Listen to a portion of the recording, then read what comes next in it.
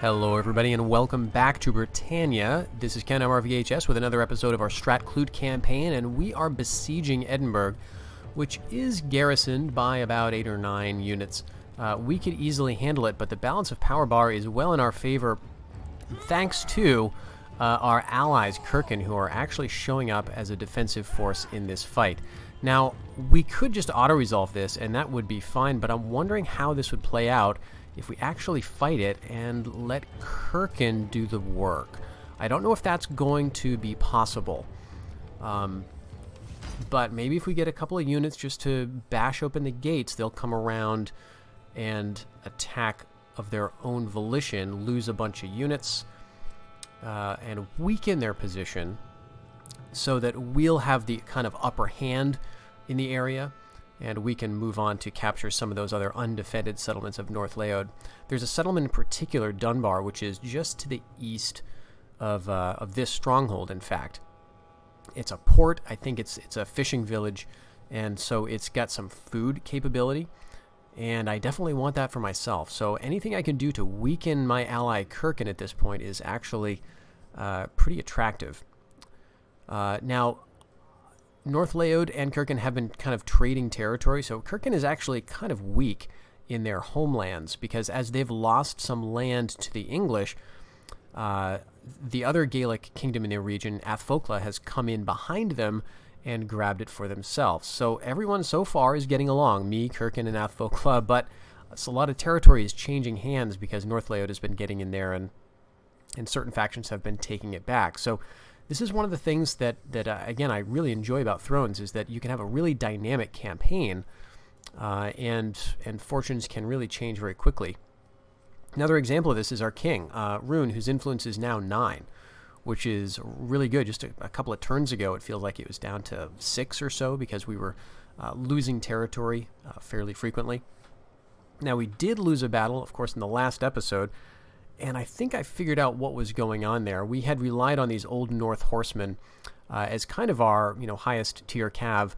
They were the highest tier cav that we could train at the moment, but there was another cav unit that we can now train, the unlocked Ukalor, which are higher tier, more elite. And I think when we sent these guys up against the, the Earl's horsemen that North Leod had in that last battle, I think those cav were just better, which is really annoying because cav is like our thing, but if we didn't tech up, then, North Leod could certainly have the advantage there. So let's see what the battle situation looks like. We'll just go ahead, fight in the dry, and I love these siege maps. So we've got a lower wall we'll have to get through first, and then this is one way up. And of course it's got walls all around here. And then this is another gate, so this is another option. But you'd have to come under fire of these towers to approach it. Now, I don't know if this is based on the actual layout of Edinburgh. I know there are a few siege maps in the game, and they are repeated. So this is not the only siege map of its type. But I wonder if this was inspired by the actual Edinburgh, or if this is from some other historical settlements. Some of them, I think, are really based on the place. So some nice variety there. I don't know where our ally is going to show up from. I guess that's over here. That would make sense. They were over to our east. So we'll just kind of sit tight.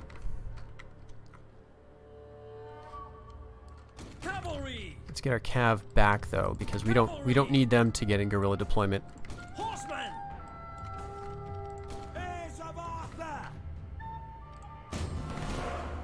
Yeah, so they're over here. I want to see if they have any rams or anything. It doesn't look like they do. This is a full stack. The reinforcements have arrived. And it looks like they're going right up to the wall. So yeah, let's just fast forward. I think you can have your men attack the walls, like the gates. So if I wanted to, yeah, I could send my guys to attack the gates. So Yeah, we'll just we'll distract them over here, Kirk, and you go ahead and sneak up to the tower there. So yeah, they've brought their men up this way, taken some losses to the towers and to yeah, just general fire, but they are making some headway actually, because they got a lot of archers that they're using to attack the enemy up here. But they just got the gates open.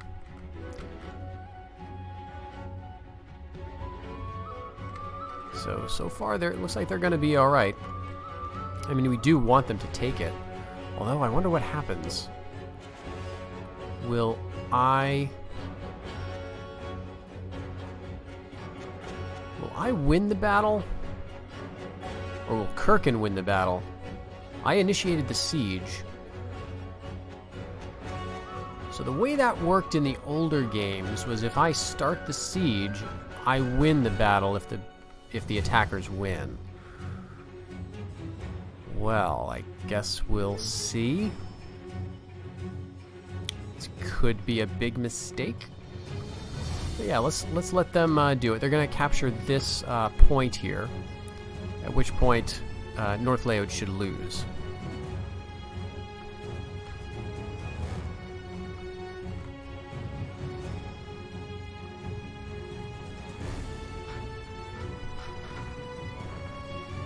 And as they go through, they're destroying some of the buildings here. Alright, so we are capturing a victory point. Okay, good. Nice. And it looks like these guys are just going to stick around, so we're going to time this out, I suppose.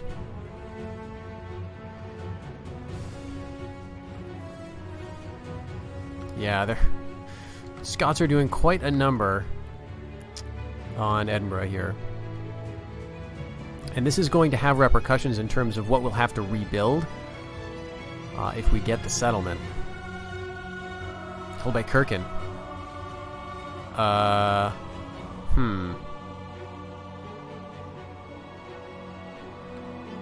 Well...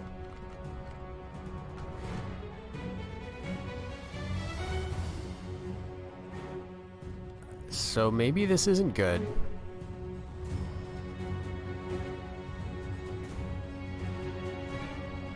These guys may route back in here and capture it for North Laod again.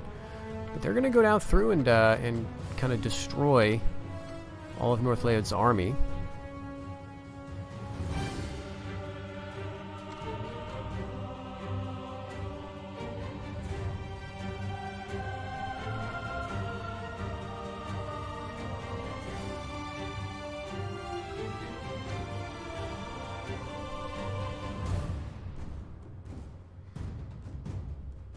Alright, should be, yeah, within moments this fort will fall to us. We'll see what happens here. End battle, victory. Decisive victory. Okay, so the real question is what this means on the campaign map in terms of ownership. Circenn lost about more than 422 men in taking that. So that's nice. That took them down a peg. If we get it, it'll be our territory, and so I guess their army will replenish. So this maybe wasn't something we needed to do, and it would be annoying if Circenn gets ownership of it.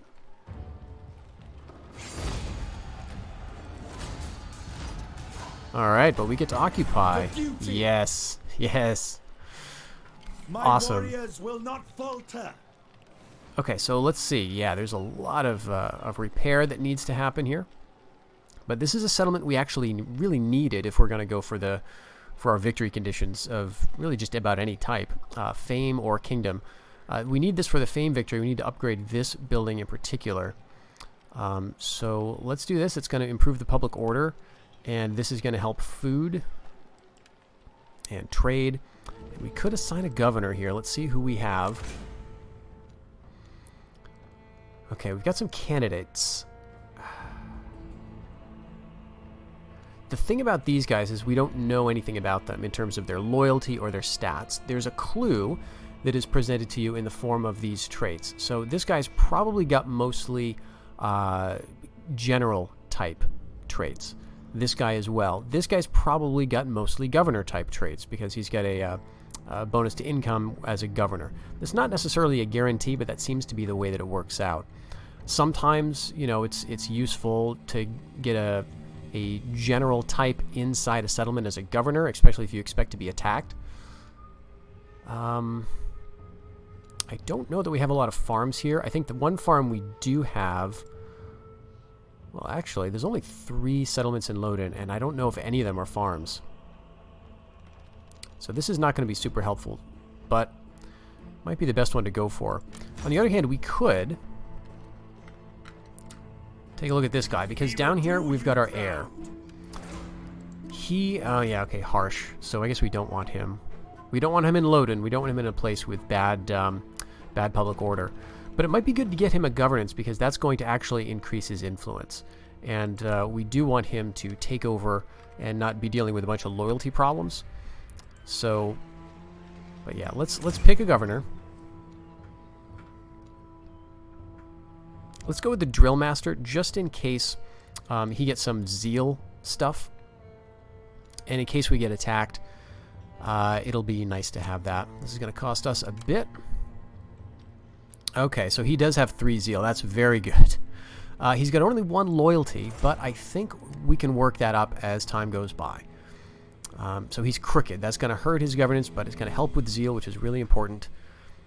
Yeah, so again, mostly a general, but generals oftentimes will get zeal bonuses, and when you're dealing with a public order problem, that can be useful. So let's go for a wife for him and see if we can find anything good. This would be kind of all right.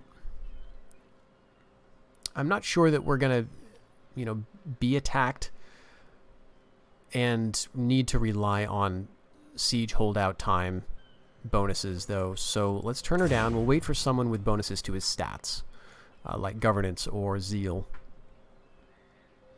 Okay. So that is Edinburg taken, and us with 0 losses. And in theory, we could head out and grab this next turn. This is the only other place in the area. Yeah, there's no farms here, so we've got a fishing hamlet. I mean, this is the one that I really want, although it is going to hurt public order thanks to the salt cellar. But we can build stuff in the main settlement, and if we go to war with Athfolkla, we can capture this back, which is going to help public order as well. Yeah, so only -3. This is going to change, though, because, as we can see, Strat Clut allegiance is increasing in the area. So that's nice, and I think our king is providing some public order bonuses, too. Alright, so we get skills available for Rune, speaking of that. Okay, so last time I think we put the command, the champion bonus on him. Let's go for that movement range, especially as my generals start to get older. I like the idea of them having more movement points, just so that they can make use of the time they've got left. And of course, we've got low loyalty on this new governor, Kadwan. Now, we raised a bunch of troops here in between episodes, I think. So we had some food available, and we went ahead to do that because we want to move kind of quickly on Carlisle. Let's let them muster, though, before we do that. We could invest some cash into the apprentice carpenter. That's going to help with income and public order, but we're a little low on cash at the moment. So we'll wait for some of these buildings and some of these repairs. We also want to see what the different factions are going to do around here, because this is a quite volatile situation. Ken Rigmanid is taken by North Leod, and it looks like Athfolkla is going to capture it for themselves, which is going to be another problem for Kirken, because that was one of their settlements as well. I think that is a food port. So Kirken, just by virtue of its ally taking some of this territory, may be in a very weak position. And North Leod all of a sudden looks like a kind of a pushover. No one's taken Dunbar, and I don't know if I can get there this turn. We may get there by sailing. Okay, we got a blackmail event. Alright, so sometimes these pop up. Rumor has it that this man is working against you and is about to make his next move. So this is the governor we just installed, and he is helping with public order in Edinburgh, so we don't want to let this go.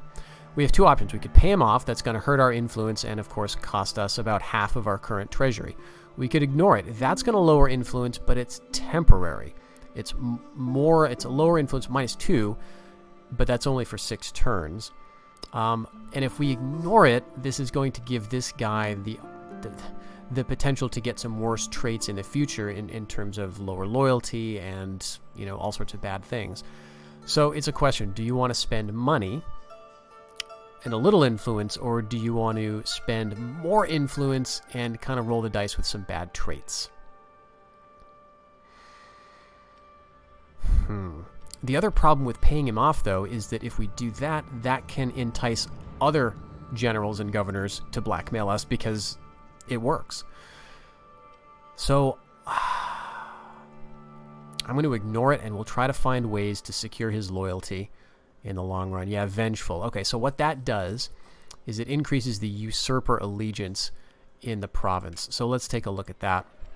So if we go to the province details here of Lowden, you can see the allegiance breakdown, and it tells you what's influencing what. So the usurpers, where would that be? Maybe that's not kicking in just yet. But yeah, Scottish kingdoms are increasing. Strat Clut is increasing. You can see that part of that is thanks to our faction leader's influence of 7. So that's giving a direct bonus to the increasing allegiance. And again, the allegiance is kind of like cultures, I guess. It's clearly based on factions, but it's kind of like the old culture mechanic in Rome Total War, the first one, where you had public order that was based to some extent on different cultures in the area, and you could overcome it by building certain buildings to get rid of that culture penalty. So anyway, that's kind of how this works. If we were really worried about public order, which is not too bad, it's only at -1, we could untick the box to tax the province, and that would bring it up by 4, so that would leave it at a +3, which is good. The problem is that would hurt our food. Actually, no, it wouldn't. Because... yeah, so provinces exempt from tax do not produce food. But the other thing is they also don't cost food in terms of upkeep. So that's actually not hurting us at all in terms of money.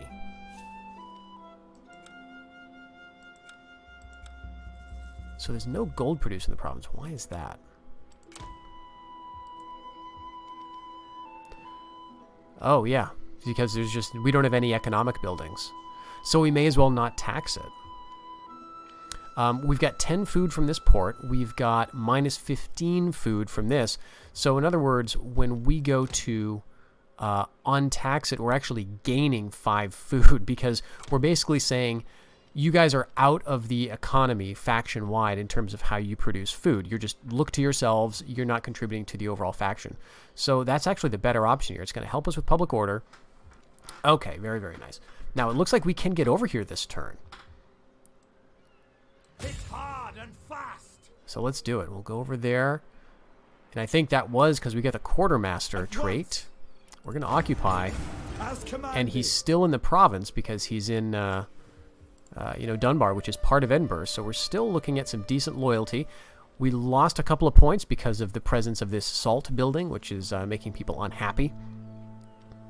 But there's always going to be some problems. If we were to convert it, we could get a bigger public order penalty, but more income and some extra food production.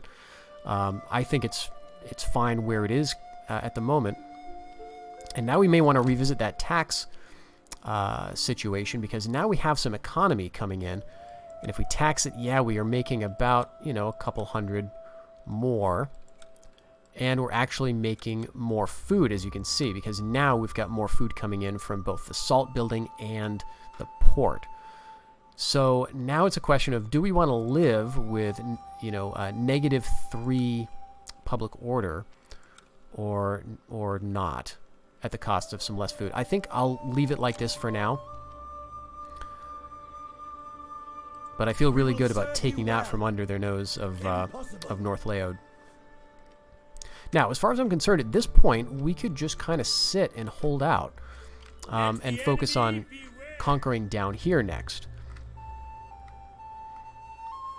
Because taking this settlement would require us to get down to Edinburg. And although this is a place that I would like to go eventually, I don't know that we need to head there yet, or maybe I should keep pushing on. This settlement is a hunting lodge, which is good for food, good for income. It's got an agricultural estate, actually, and that's good because I'm quite low on those. Annoyingly, Circenn has already grabbed this, which is a pasture area, which is really good for food. This looks like it is a, is it pottery? It's something. This would probably be a good place to get. Or maybe it's a logging camp. Not quite sure. And we can't quite see it either. But Edinburg would be good to get as well, because this is a nice, kind of a controlling fortress. You know, if anyone were to come up from the south, they'd have to hit here. So maybe we'll think about that once we go another couple of turns. We do have a bit of cash now that we can invest. And in Lodin, do we want to head up the fishing tree, or do we want to spend a bit more over here in Strat Clut? We could also go this way. That's going to increase public order, increase our garrison, decrease our food production by 15, but we can afford that. Rodri's son will prove his worth. Let's see, we've got 12 men here. I think there are just... okay, 9 here. My warriors will not falter. 5 turns, that's not great.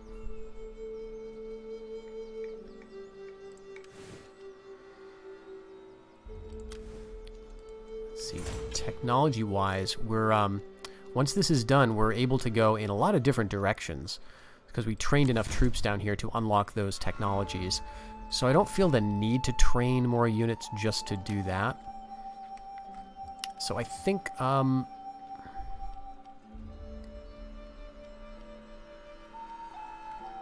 we want to go for money. But we don't really have a lot of options in that regard.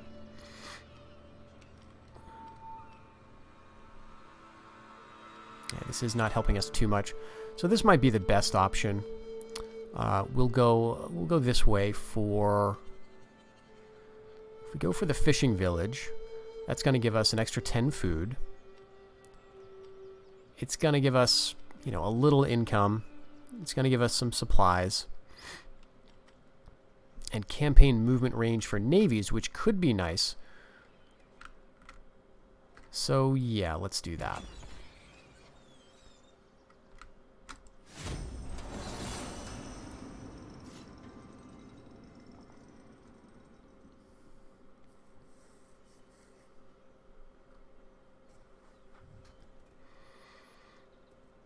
Okay, what are you going to do next, Circenn?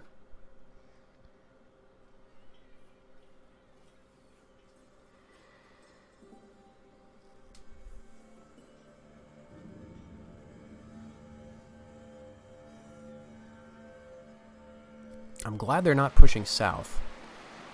North Leod's just going nuts, just causing chaos, apparently. I think they're headed up to northern Scotland. If we could get down here this turn, I'll have to see what that is. It might be a mine, which is bad for public order. Alright, schemer. Okay, so this is an opportunity, actually.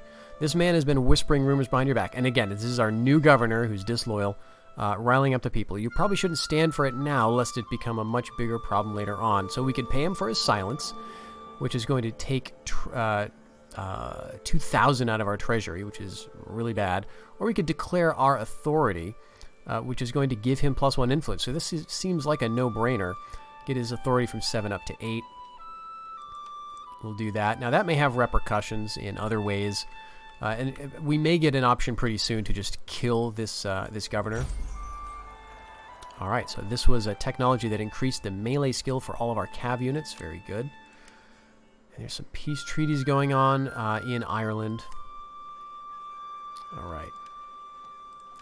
So we've got a new research.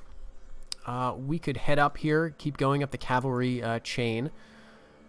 This one would give us yet more readily available cavalry units and allow us to upgrade some of our current riders.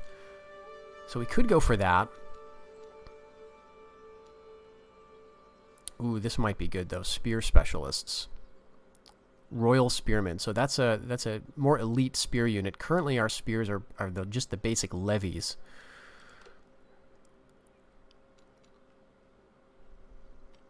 But we've kind of been doing military for a while, so maybe we should go with this and start working towards the public order bonus from irrigation. Let's just see, because we have decrees. We haven't yet talked about decrees.